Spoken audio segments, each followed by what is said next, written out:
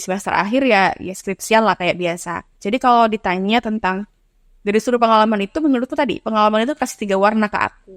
Pertama adaptasi, kedua prioritas, dan yang terakhir adalah bisa membawa diri, menempatkan diri dimanapun berada. Oh, jadi setiap kegiatan itu pasti ada dampaknya tersendiri dari yang kakak ikuti ya. Nah, yang tadi kakak ceritain tuh kan itu sibuk banget ya. Kayak misalkan ada kegiatan organisasi, volunteer, dan segala macam. Itu bagaimana kakak bisa menyeimbangkan antara akademik, kuliah, dan juga organisasi, atau yang istilahnya tuh work-life balance. Sedangkan kegiatan kakak tuh padat banget kan. Nah, itu gimana? Dan juga kakak sambil berprestasi. Nah, itu bagaimana tipsnya? Kalau work-life balance itu sampai kapanpun menurutku bisa diusahakan. Tapi itu sebuah utopia yang kayaknya nggak bisa deh, kamu harus, nggak, ini harus seimbang. Pasti banyak hal yang harus kita korbankan. Sekarang kita pilih, kita mau korbankan yang mana. Kalau antara dua nih ya, kegiatan pribadi sama kegiatan yang profesional misalnya, ya pasti dikorbankan pribadi dong. Kayak waktu kita hang out sama teman-teman, waktu pacaran, waktu apa pasti terganggu kan, kan. Tapi kan masa kuliah itu adalah masa perjuangan. Maksudnya metiknya itu nanti pas kita udah selesai kuliah, pas udah selesai berpendidikan, kemudian bekerja, itu pun masih berjuang banyak ya di dunia kerja.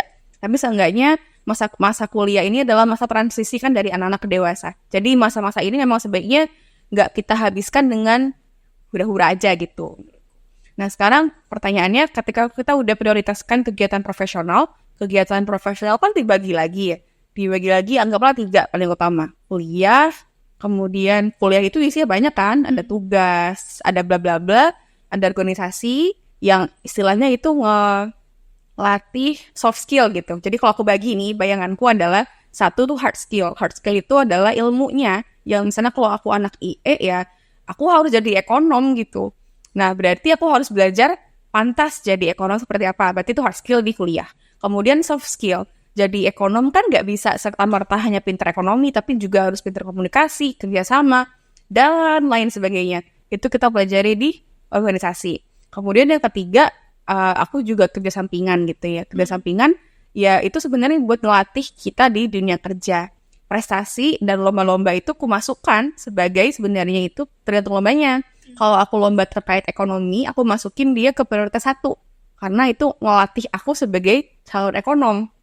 Kalau lomba-lomba yang lain, aku kan juga berusaha untuk keluar dari zona-zona nyaman ya. Jadi yang aku ikuti tuh nggak cuma lomba ekonomi doang. Dan aku ikut lomba-lomba yang lain, lomba pidato, lomba debat, lomba apa, itu kemasukkan ke soft skill, ke nomor 2. Nah sekarang masalahnya adalah membagi prioritas itu. Kalau membuat itu terbagi-bagi itu akan sangat sulit. Tapi gimana caranya kita bikin mereka tuh berkesinambungan. Jadi misalnya gini, kita nih kepengen nilai kita bagus, nilai kuliah kita bagus kan. Kita tahu dosen kita nih senengnya anak yang aktif, berorganisasi dan aktif di kelas. Berarti bisa dong kita push kita di organisasi supaya kita dapat penilaian bahwa kita itu aktif. Jadi kan bisa saling membantu ya. Kemudian pekerjaan itu karena aku kerja, aku bisa beli buku lebih banyak, bisa akses pelajaran lebih banyak, jadi itu membantu kuliahku gitu. Kalau soal waktu ya tentunya time frame-nya kan memang sangat rapat ya. Kalau kapan aku harus kuliah, aku harus pusatkan 100% perhatianku untuk kuliah. Jadi aku nggak perlu ngulang pelajaran itu di rumah. Di rumah bisa beristirahat gitu kan. Kemudian kalau pas lagi rapat organisasi, ya udah aku bener-bener rapat, selesaikan, kasih keputusan di saat itu juga, supaya nggak digangguin lagi pas malam. Kemudian kalau kerja ya bener-bener kerja. Kalau lagi ngerjain buat lomba, malamnya misalnya, ya harus fokus gitu. Jadi jangan sampai teman-teman pas lagi kuliah, buka HP, main kan seneng-seneng gitu ya, misalnya entah scroll TikTok atau scroll IG, pas rapat akhirnya ngerjain tugas kuliah, karena pas kuliah kan tadi scroll TikTok kan. Jadi memang harus sesuai porsinya, fokus supaya nggak ada redundant dalam keseharian kamu gitu. Jadi sekali tembak tuh udah seenggaknya dapat minimumnya. Yang nggak bisa sih kita harus 100% fokus, itu emang sulit ya. Tapi seenggaknya kita dapat inti-intinya deh. Selesaiin tugas-tugas yang seharusnya kita laksanakan di waktu itu. Kalau sejauh ini sih itu works ya di aku. Sampai sekarang aku masih. Oke, berarti kita tuh Kalau misalkan work-life balance tuh itu tergantung prioritas kita lah. Kita balik lagi ke prioritas kita. Jadi kita jalani itu semua dengan fokus.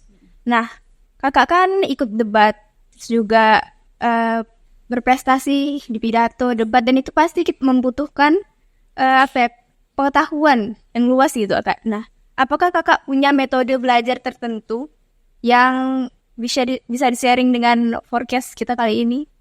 Soalnya kan itu membutuhkan pengetahuan yang sangat luas dan metode belajar juga sangat berpengaruh dengan hasil kita. Jadi bagaimana metode belajar? Berarti belajar pelajaran kuliahan ya, maksudnya mata kuliah. Aku suka baca. Jadi aku harus baca buku-buku yang memang diwajibkan untuk anak ekonomi itu tahu. Jadi jangan sampai nih, ini mungkin kalau yang nonton anak ekonomi, mungkin beberapa dari teman-teman di ruangan juga anak ekonomi, jangan sampai nggak pernah baca buku Gujarati, jangan sampai nggak pernah baca bukunya Pak Budiono, jangan sampai nggak pernah baca bukunya ekonom ternama gitu. Ya baca aja bukunya, seenggaknya kamu bisa menjawab dasar-dasar teori yang mungkin akan dibutuhkan ketika nanti kamu akan jawab pertanyaan waktu ujian. Kalau sejauh ini sih metode belajarku dalam membaca. Yang kedua, aku suka mengajari teman-teman. Jadi kalau ada teman-teman yang butuh bantuan tentang belajarnya, aku sangat senang untuk mengajari. Bukan karena so pintar ya Roro ya, tapi untuk nge-refresh dan untuk menguji juga apakah aku itu bisa menjelaskan itu atau enggak. Karena aku lupa deh, aku pernah baca kutipan dari mana bahwa orang yang sebenarnya bisa dan paham itu adalah dibuktikan dengan dia tuh bisa menjelaskan konsep yang rumit dengan bahasa yang sederhana gitu. Jadi aku suka baca dan suka ngajarin. Dan yang terakhir, aku suka baca berita, terutama tentang ekonomi ya. Jadi seenggaknya itu nambah pengetahuan dan bisa mengelaborasi jawaban-jawabanku ketika ujian maupun ketika lagi lomba debat atau sejenisnya. Jadi bagi kakak tuh membaca bukan hanya hobi, tapi membaca adalah kunci segalanya. Ya harus dibaca sih, intinya harus baca. Oh iya, nah itu kakak ada nggak role model yang sangat menginspirasi kakak sehingga kakak bisa berprestasi di akademik maupun non-akademik? Kalau role model tuh jujur aku senang sama Bu Sri Mulyani. Karena beliau itu perempuan, wanita, kemudian juga beliau itu ekonom ya. Jadi mungkin itu salah satu alasan kenapa memilih jurusan ekonomi gitu. Aku senang sama beliau sih. Dan dulu tuh sebenarnya aku pengen masuk STAN. Karena kan aku pengen gabung di Kementerian Keuangan ya. Tapi namanya rezeki kan beda-beda jalannya. Tapi ya beliau merupakan salah satu role modelku karena wanita, ekonom, dan cerdas juga. Iya. Gitu. Nah, kakak kan dulunya pernah jadi kepala bidang JI informasi. Nah, dalam hal kepemimpinan nih kak, apa sih yang kakak lakukan untuk meningkatkan dan mengembangkan skill leadership kakak terutama selama menjadi kabid dari JI atau pengalaman kakak yang lainnya? Kalau leadership pasti waktu zaman itu kabid itu pasti sangat sangat kurang ya pasti dalam mengembangkan skill leadership karena sampai sekarang pun masih juga harus banyak belajar. Tapi aku itu seneng kalau aku diberikan kepercayaan untuk bergabung bersama beberapa teman yang satu kelompok denganku. Aku ingin mereka itu mendapatkan hal yang baru gitu. Jadi jangan sampai kita tuh pintar tuh sendirian Roro gitu. Aku ingat banget itu waktu di JI pertama kali adalah aku ngajarin teman-teman ngirim email. Karena waktu itu mereka itu pernah ngirim sesuatu ke aku dan emailnya tuh email kosongan. Ya biasalah email langsung jegrek aja gitu ya, email kosongan. Aku share ke mereka bahwa email itu seharusnya ada bodinya, ada subjeknya, bodinya isinya apa, ada salamnya, kemudian isinya apa, lampirannya dan lain-lain. Itu adalah hal pertama yang aku share kepada teman-teman JI. Kemudian sesuai dengan namanya ya, jurnal ilmiah. Aku kepingin teman-teman itu jangan sampai namanya doang jurnal ilmiah, tapi bahkan nggak pernah baca penelitian, nggak pernah baca artikel dan lain-lain. Jadi salah satu Profjapu itu adalah review artikel. Teman-teman harus tahu nih, maksudnya judulnya apa, penulisnya siapa, kemudian latar belakangnya apa, isinya apa dan lain sebagainya.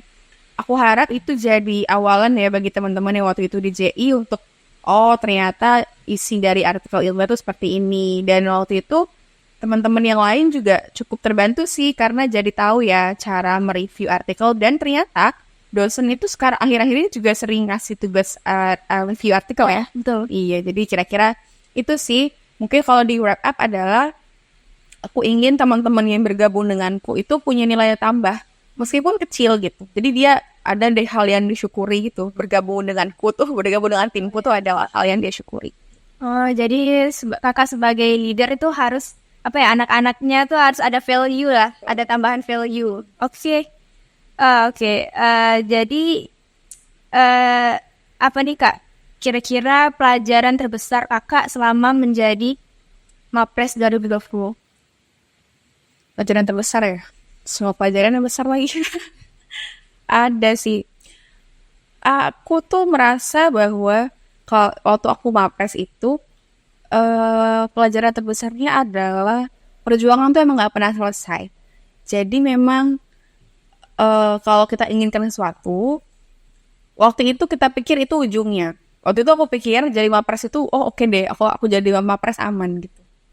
Nah, ketika aku sudah jadi Mapres, ternyata itu gak cukup. Aku langsung kepikiran, ntar aku skripsian gimana ya gitu. Kemudian habis skripsian, aku kepikiran, ntar aku kerja di mana ya.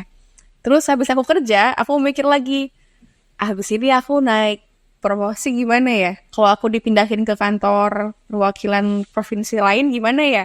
Kalau aku gini gimana ya, dan segala macam. Terus sekarang aku juga berpikir, aku belum S2, gimana ya? Kapan ya bagi waktu S2-nya? Gitu-gitu kan. Nah, pelajaran itu aku dapatnya ketika aku Mapres. Karena waktu itu aku pikir Mapres itu udah ujung, kayak udah aku udah lega kalau jadi Mapres. Ternyata belum gitu. Jadi apapun yang teman-teman dengar sekarang dariku, atau dari teman-teman lain yang share motivasi, share pengalaman, yang menurut teman-teman itu, oh kakak itu oke banget, kalau aku jadi dia, pasti aku udah lega. Enggak guys, kalian pasti akan menemukan perjuangan berikutnya. Jadi, stage yang ada teman-teman miliki sekarang, silakan disyukuri, dicapai, nanti kita cari mimpi-mimpi lain yang untuk kita raih. Jadi nggak perlu merasa insecure, nggak perlu merasa takut, ketinggalan, dan lain sebagainya. Teman-teman, kita semua punya jalur masing-masing. Jadi nggak ada ujungnya memang jalurnya gitu. Harus selalu improve diri. Jadi pada setiap stage kehidupan tuh bakal ada satu pelajaran yang bisa diambil. Oke, nah yang terakhir nih Kak. Kira-kira apa nih saran untuk para mahasiswa yang ingin meraih menjadi Mapres selanjutnya?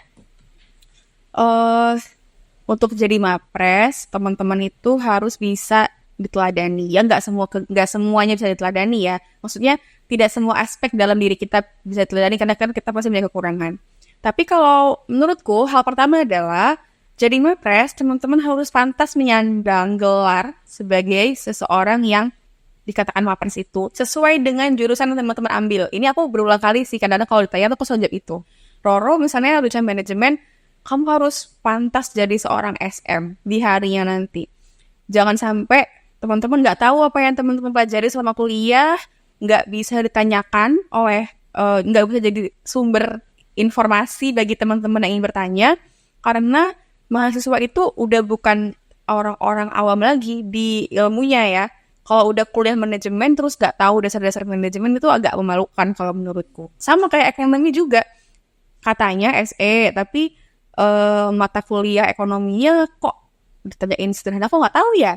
Itu agak menyeramkan menurutku. Jadi langkah awalnya adalah teman-teman harus pelajari dulu nih mata kuliahnya, pelajari dulu kuliah yang udah dipilih, jurusan yang udah dipilih gitu. Jadi harus pantas nih menyandang sebagai seorang sarjana gitu. Itu yang pertama.